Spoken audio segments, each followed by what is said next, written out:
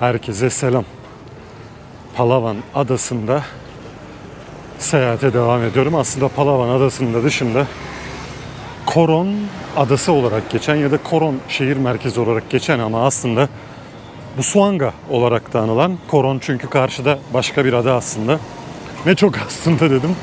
Böyle bir yerdeyim. Coron Adası aslına bakarsanız tatilciler tarafından ciddi anlamda, deyim yerindeyse, istila edilmiş bir yer. Burası o istilanın nedenini çok da güzel açıklıyor. Çok güzel bir yer çünkü. Özellikle etrafı çok güzel bir yer. Ama etrafını zaten diğer videolarda çok fazla sayıda vereceğimden şimdi size ekstradan Coron'un içerisinde bir şeyler göstermek istedim. Yolun kenarından yürüyorum. Çok fazla gürültü var. Farkındayım. Umarım sesim de geliyordur. Şimdi Coron'daki en büyük kilisenin, katedral tarzı kilisenin önünden geçiyoruz. Çok büyük gerçekten içerisi. Kapasite olarak çok büyük. Bina olarak aslında kolonyal mimari olarak yapılmış değişik, güzel, sevimli bir bina. Şimdi Coron'daki seyahatimiz sırasında muhtemelen konaklayacağınız Coron merkezinde neler var? Kısaca bir bakalım. İşte burası kolonyal Saint Augustine Kilisesi. Güzel bir kilise. Dediğim gibi kolonyal mimariyle yapılmış farklı bir kilise. Şimdi de ayin gibi bir şey var sanıyorum. Önünden geçeceğiz. Evet, normal bir doğa var. Pazar günü full kalabalıktı. Ben pazar günü buradaydım. İnanılmaz kalabalıktı. Çekme fırsatım olmadı. Ama Filipinliler koyu Hristiyanlar. Bu nedenden dolayı da Coron'da da yine koyu Hristiyan Filipinli insanlar yaşıyor ve kiliselerine doğal olarak sahip çıkıyorlar.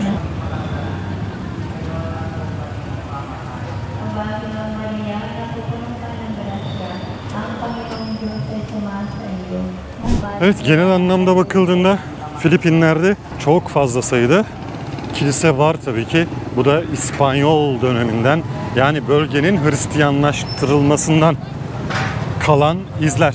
Ve Filipinliler de buna çok fazla sahip çıkıp bütün adalarında dahil ilk yerleşim yerlerine ilk yaptıkları bina kilise olmuş. Şimdi Coron'un içerisinde çarşıda neler var?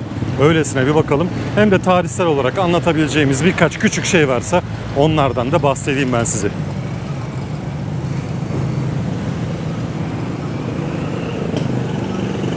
Burası genel anlamda o dediğim hem merkez sayılan hem de merkezin dışında ana yolun geçtiği cadde. Bu saatte bu videoyu yapmak istememin ana sebebi de okul saatinin, iş saatinin, yani mesai saatinin bitmesi ve okulların dağılması.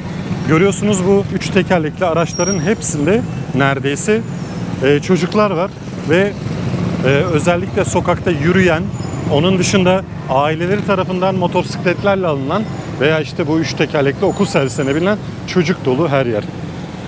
Sokaklarda yiyecek içecek kültürü burada çok fazla olmamasına rağmen bir takım satışlar yine sokaklarda yapılıyor. Şu köpeğin tatlılığına bak. Mis gibi. Ve burada da bir domuzumuz var. Birçok satış sokaklarda yapılıyor. Et, balık vesaire gibi. Çünkü burası hala küçük bir balıkçı kasabası aslında. Bakmayın siz, şimdi bu dönemde ciddi anlamda turist alıyor. İşte böyle yeni mekanlar açılıyor. Gerçi burası yeni değil, onarımda Pacifico. Onun dışında Coron'da gerçek anlamda bakıldığında bir dolu turist hareketi olsa da buraya geldiğinizde aslında buranın turistik bir yer olmasının ana sebebinin dışarısı, yani çevresi olduğunu anlıyorsunuz. Çünkü zaten Coron'un şehir merkezi bile tamamen denizden birkaç yüz metrede olsa içeride yapılmış.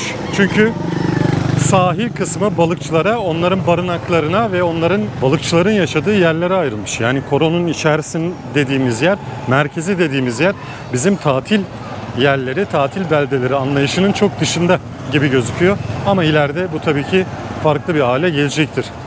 Böyle okul servislerinde çocuklar gördüğünüz gibi evlerine gidiyorlar. Özellikle okulların kendilerine ait kıyafetleri var. Farklı farklı kıyafetli çocuklar görebilirsiniz. Onlar okulların farklı kıyafetleri olmasından dolayı kaynaklanıyor. Ses umarım geliyordur. Onunla ilgili ilk defa bu kadar gürültülü bir ortamda çekiyorum. Çünkü hep motor sesi bunlar. İnanılmaz bir gürültü var.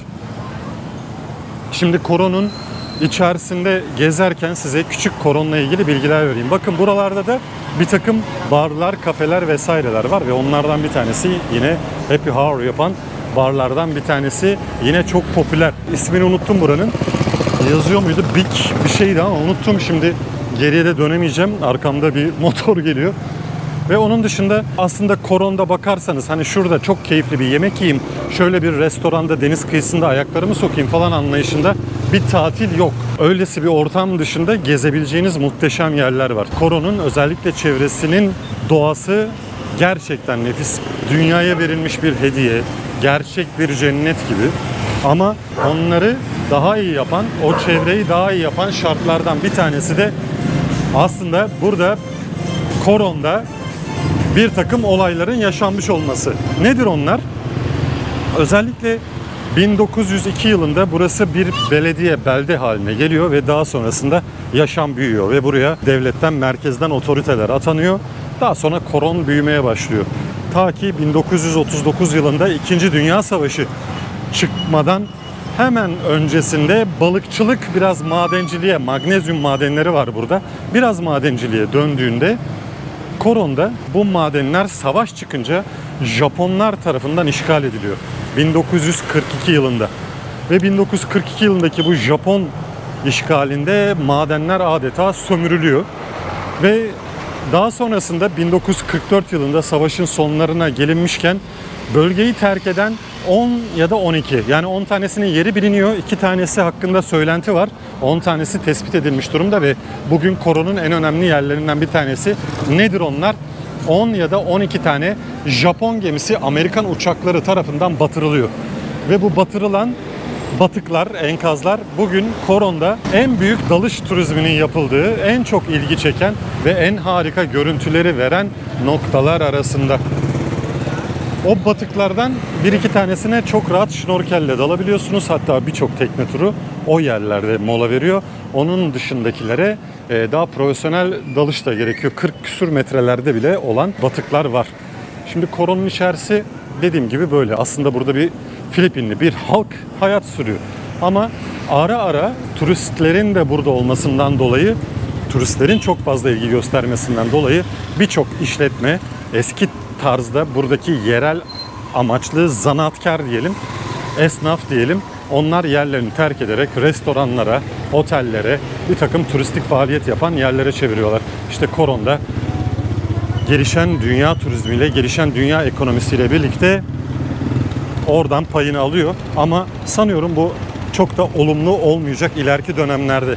Ama Coron'un şu andaki hali hala buranın bozulmadığını, hala Filipinlerin eski görüntüsünün içerisinde nefis bir balıkçı köyü olduğunu da gösteriyor. Çünkü birçok özellikle batı sermayeli veya büyük sermaye gruplarına ait tesisler, turizm grupları Coron'un dışarısında otellerini vesairelerini yapmışlar ve bu gezilen, çevresinde gezilen dediğim nefis rotaların, durakların olduğu o doğa harikası yerlerde de turizmle ilgili bir gelişme yapılmıyor. Herhangi bir yapılaşmaya izin verilmiyor.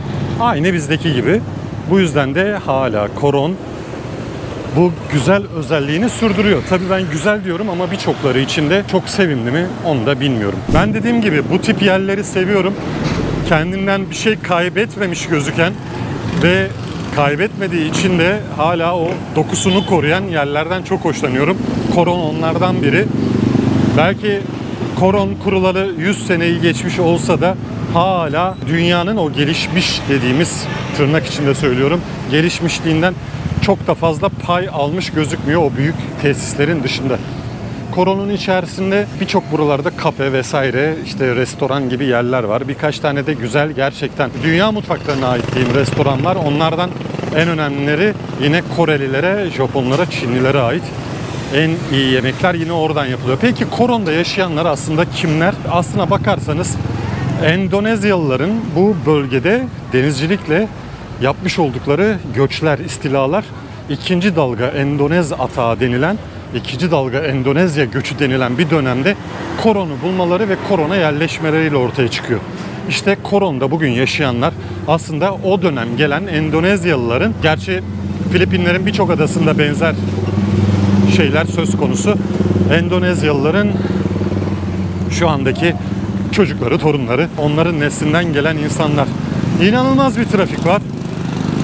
Özellikle iş saatlerinde. Trafik dediğimiz sadece bu motor gürültüsü. Taksi denilen bir olay yok burada. Sadece panel vanlarla, minibüslerle, bizim küçük dediğimiz minibüslerle turistik taşımacılık ve havaalanı transfer vesaire yapılıyor. Onun dışında büyük otobüsler veya ona benzer başka bir transport aracı yok. Kullanacağınız yine tuk tuk olarak turistlerin isimlendirdiği işte bu 3 tekerlekli sürekli gördüğümüz araçlar. Coron nefis bir yer. Filipinlere geldiğimden beri Manila'ya indim. Manila'dan Puerto Princesa'ya uçakla geçtim.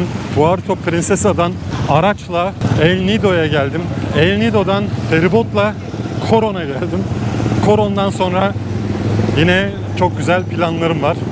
Ama buradaki bölgeyi tanıtırken ben çevre turlarını, özellikle sizlere tekneyle gidilen özel günlük turları birkaç tanesini en azından göstereceğim diğer videolarda. Ama Coron'un içerisinde de ne var? Coron nedir? Nedir bu Coron? Ne ola ki? Tarzında sorularınız varsa işte onları da burada size göstermek istiyorum. Aslında bakarsanız şu anda Coron'un merkezi dediğimiz yeri yürüdük ve bitti. Evet, sağlı sollu birkaç tane sokağa girildiğinde, özellikle aşağı tarafa yani deniz kıyısına doğru girildiğinde esnafın, Filipinli esnafın, Coronlu yerel esnafın kendilerine ait evlerin, okulların, iş yerlerinin, hatta yemek yedikleri yerlerin bulunduğu bölgeler var. Onun dışında diğer üst tarafa doğru olan yerlerde hep oteller, pansiyonlar yapılmış ve tabii ki her yer birçok masaj salonu veya size ürün satmak isteyen restoran benzeri oluşumlarla dolu. Şimdi de deli gibi bu adam niye yolda kendi başına konuşuyor diye bana bakıyorlar. Bu her yerde oluyor. Ama yapacak bir şey yok. Konuşmak zorundayım. Yoksa benim kredi kartımı, faturamı ya da benzeri herhangi diğer masraflarımı, çoluğumun, çocuğumun rızkını onlar karşılamıyor. Ben de bu garip işi yapmak durumundayım. Bakalım. Şimdi Coron'un içerisinde yürüyerek biraz daha tepeye doğru çıkıyorum ama ne var derseniz aslında benim biraz karnım acıktı ve ben de kaç gündür aşağıda normal yemekler yediğimden dolayı bugün McDonald's'ta normal bir hamburger yiyeyim dedim. Şimdi bir çocuk bana el sallıyor, ben de ona bir el sallayayım, size de göstereyim. Hello, how are you? I'm fine.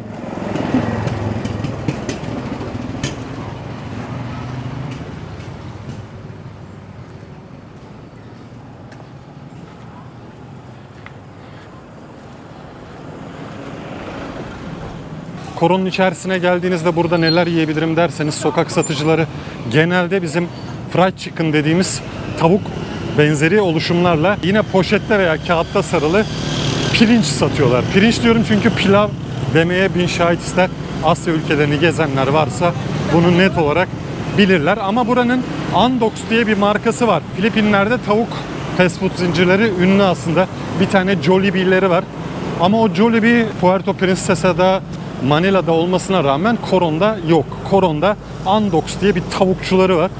Güzel de yapıyorlar bu arada. Hemen benim kaldığım otelin de karşı tarafında bulunuyor bir tanesi. Ben de akşam saatlerinde, akşam yemeği için özellikle orayı tercih ediyorum. Hem lezzetli, hem daha temiz, steril gözüküyor.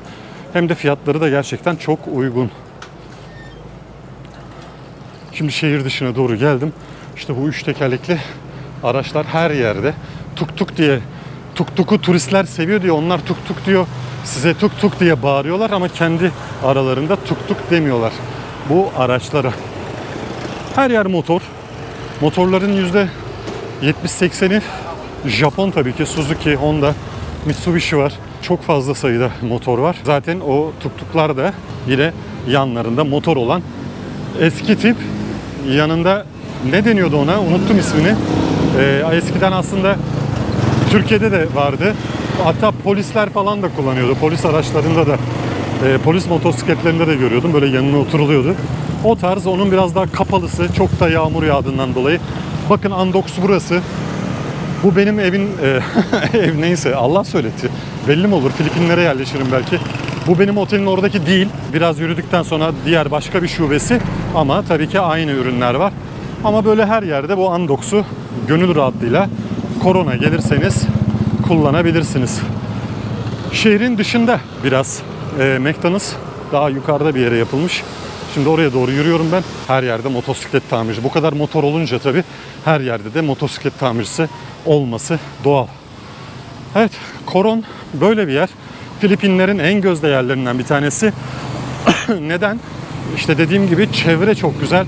O güzel adalar, karstik oluşumlar ve özellikle yine hikayelerden dolayı, yani işte o Japon gemilerinin 2. Dünya Savaşı'nda Amerikan donanması, Amerikan deniz kuvvetleri uçakları tarafından bombalanması neticesinde oluşan mercanların kapladığı balık yuvası şekline dönüşmüş batıklar bugün Coron'un en önemli özellikleri arasında da yer alıyor. Tabii ki Filipinlerin tarihi çok ilginç. Hani burası böyle, hani hep bazı yerlerde söylüyorum, anlat bitmeyecek tarzda hikayelerle dolu bir yer.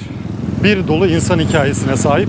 Ama bir dolu insan hikayesinin yanında en önemli özelliklerinden bir tanesi aslında bize çok uzaklarda olmasına rağmen bu toprakların yaklaşık olarak ben bugün 8500-8600 kilometre uzaktayım. Ona rağmen birçok bildiğimiz hikayelerin burada olması. Neden? Çünkü ta Magellan'dan beri bu bölge özellikle Batılılar tarafından, bildiğimiz insanlar tarafından, ki Magellan öyle biri, bu bölge aslında deyim yerindeyse sömürülmüş. Sömürü kimi zaman çok uç boyutlara ulaşmış. Hatta bugün de ekonomi yüzünden çok da gelişmiş ekonomisi olmayan bir yer Filipinler. Bu nedenden dolayı birçok Filipinli yurt dışında, özellikle Arap ülkelerinde hizmet sektöründe çalışmaya devam ediyorlar. Ben McDonald's'ta yemeğimi yedim. Asya'daki McDonald's'larda doğal olarak lokal ürünler de ağırlıklı olarak veriliyor. Birçok ülkede olduğu gibi Hindistan'da nasıl farklıysa Filipinler'de de farklı şeyler var. İşte burada da yediğinizde birçok menüde işte pirinçli, yani pilavlı tavuk menüleri, onun yanında işte mantar soslu, tavuk soslu başka menülerinde olduğunu görüyorsunuz ama klasik ürünlerde var tabii ki.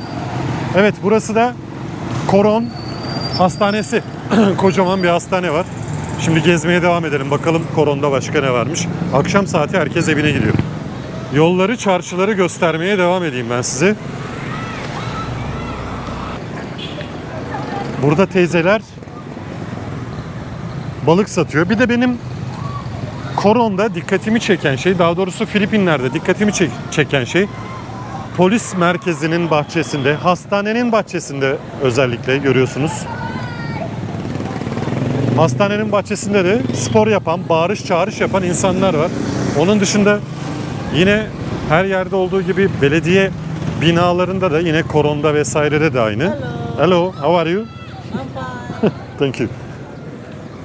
Birçok yerde olduğu gibi yine Coron'da da, Filipinler'de birçok yerde olduğu gibi yine Coron'da da belediye binasının bahçesinde, valilik vesaire gibi bir devlet dairesinin bahçesinde ve onun dışında işte hastane bahçesi, karakol bahçesi, askeriye bahçesi, her yerde spor yapan gençlere müsaade ediliyor ve oralarda basket potaları, tenis kortları, voleybol fileleri kurulmuş durumda.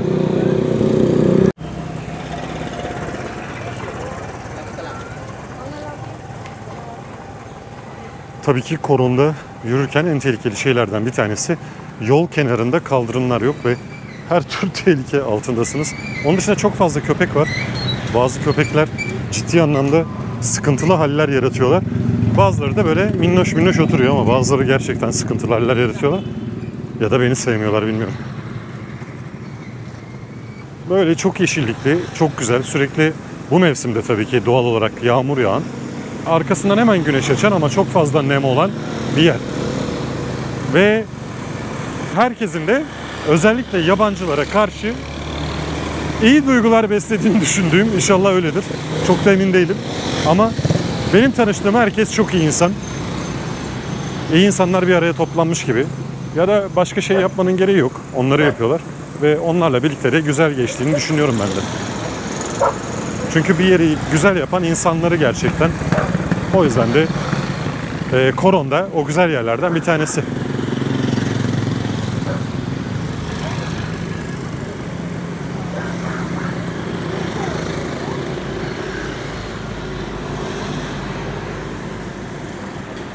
Şimdi akşam oluyor gördüğünüz gibi.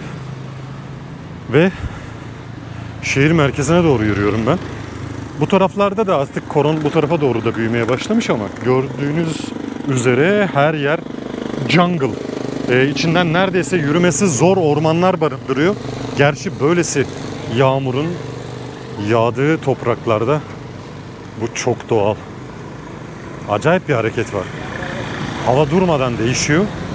O yüzden de bu mevsimle, belki bu mevsimden bir tık öncesinde Temmuz-Ağustos gibi neredeyse bir hafta süren yağışlar oluyor ve o bir hafta süren yağışlarda Koron özelinde söylemiyorum, genel olarak bu bölgenin tamamında musonlar döneminde, yani ıslak mevsimde, yağışlı mevsimde tatil yapmak, özellikle tatil yapmaksa mevzu çok zor. Şimdi şu ablayı da sollayıp şuradan geçelim. Sollayıp diyorum çünkü gerçekten tehlikeli buralar. Arkamdan onlarca motosiklet ve şu garip tripod diyesim geliyor ama bunlardan bizim ülkede 3 tekerlekli araçlardan vardı. İsmi neydi ya? Unuttum. Tripatör müydü? Tripatör gibi bir şeydi sanki. Tamamen sallıyor da olabilirim.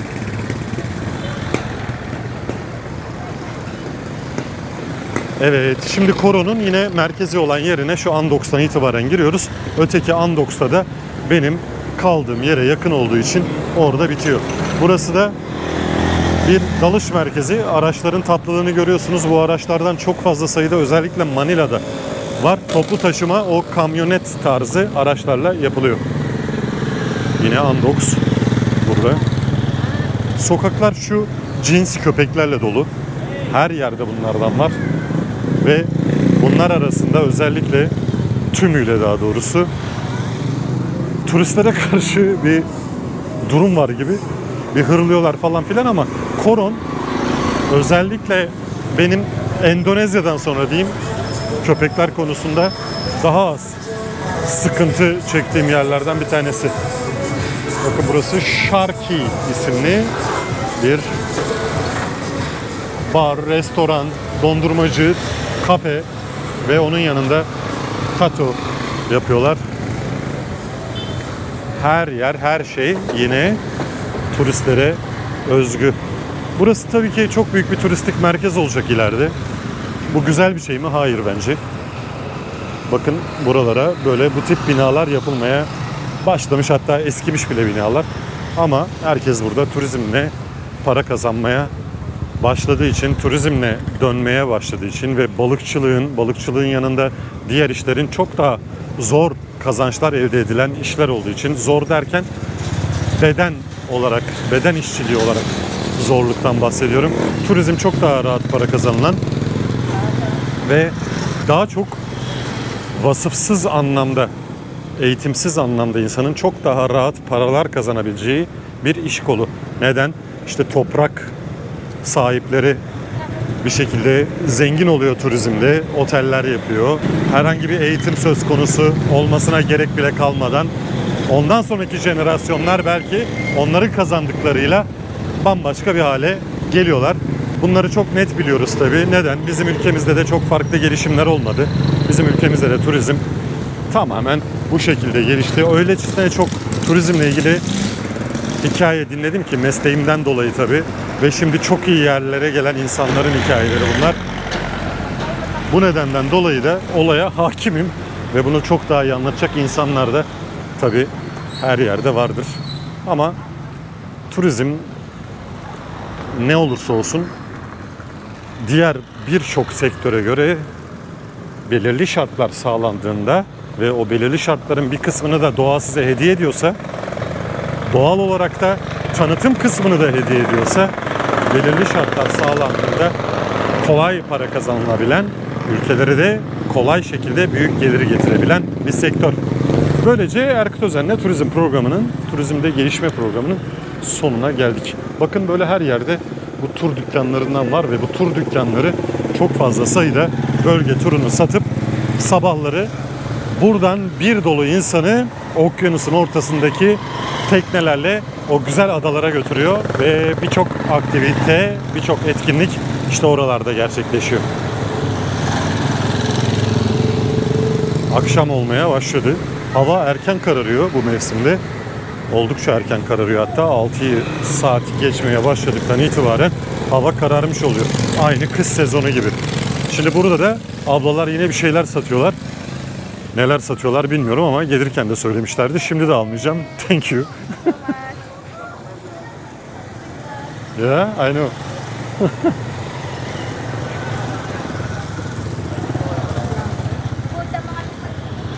Yeah, okay.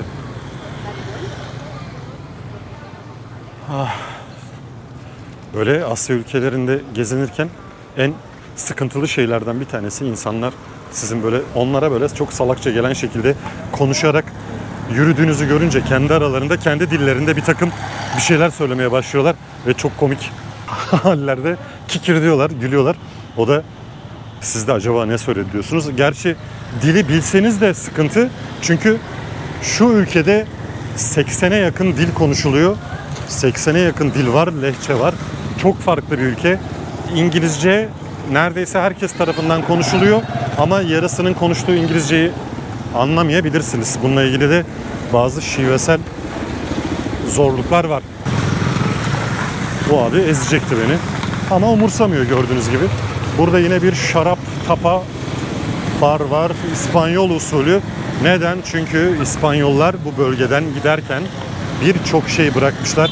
Onlardan bir tanesi İspanyolların yani Katolik dinini bırakmışlar. Onun yanında da birçok adet, birçok kendilerine özgü gelenek, görenek vesaire. Onun yanında yemekleri tabii ki bu bölgede çok fazla sayıda var. İspanyolca konuşan ciddi bir nüfus da var bu arada. Bakın şunların tatlılığını.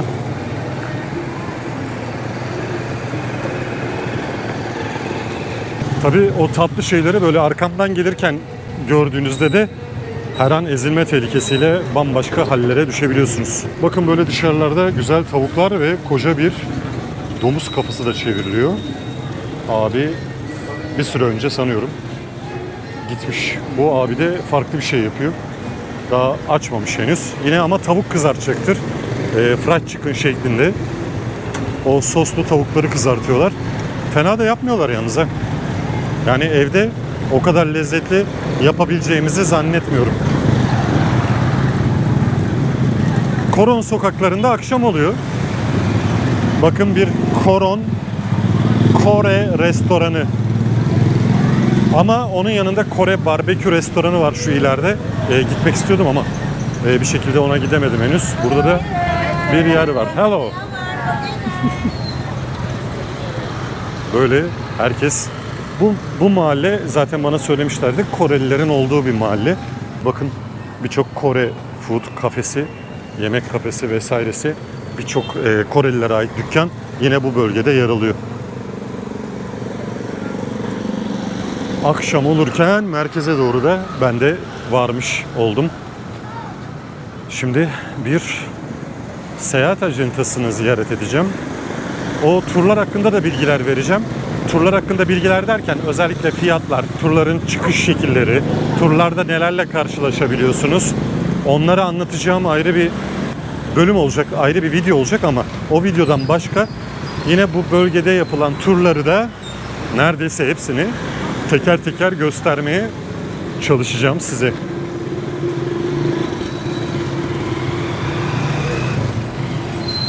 Her yer böyle tur acentası, sokak acentası dediğimiz bizim turizmcilerin özellikle turistik bölgelerde sokak acentası dedikleri yerler. Şuradan şu güneş kremi fiyatlarına bir bakalım.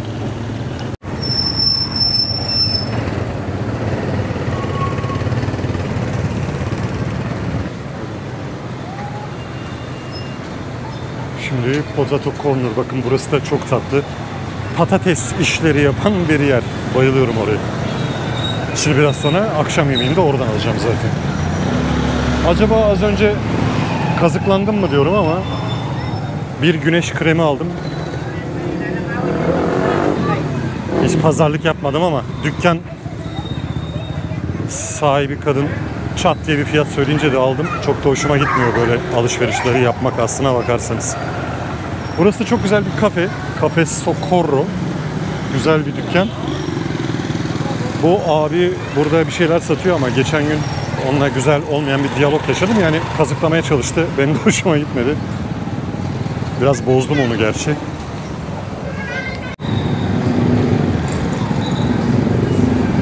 Bakın buradan da böyle ikiye ayrılıyor yol ve buradan bu tarafa giderseniz deniz kıyısına giden ve o dediğim gibi özellikle aşağıda Koron'da yaşayanların, esnafın vesairenin bulunduğu sokaklar yer alıyor. Oralar da keyifli yerler ama akşam vakti girmeyeceğim şimdi. Çünkü otele doğru gideceğim. Buradan sonrasında da burada bir kahvaltı etmiştim. Ve Kuyas Cocina. Yes, I know here. Burada bu şekilde devam ediyoruz. Böyle yol vermiyorlar gördüğünüz gibi. Burada böyle, adetler böyle. Yapacak da bir şey yok. Böyle kardeşimiz geçiyor. Burada ablamız tur broşürleri satıyor. Yok, spa broşürü. Burası benim para bozdurduğum yer. Gelirseniz bir otelin alt katı ve birçok resmi dükkana göre iyi kurla bozuyor. Haberiniz olsun. GMG Otel olarak geçiyor. Hani ne bileyim 50 dolar 50 euro bozdurduğunuzda bir 100 lira falan kar ediyorsunuz. Ve bir 100 lira da burada normal bir yemek parası. O yüzden de önemli.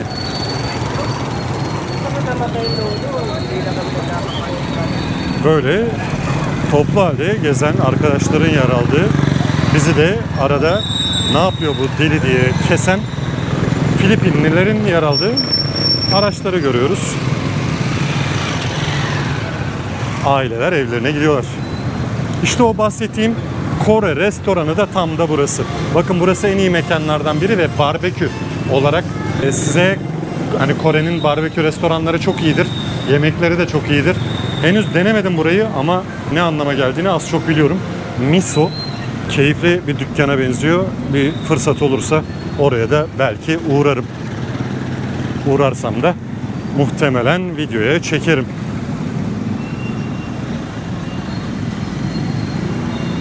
Koron sokaklarında akşamı yaptık.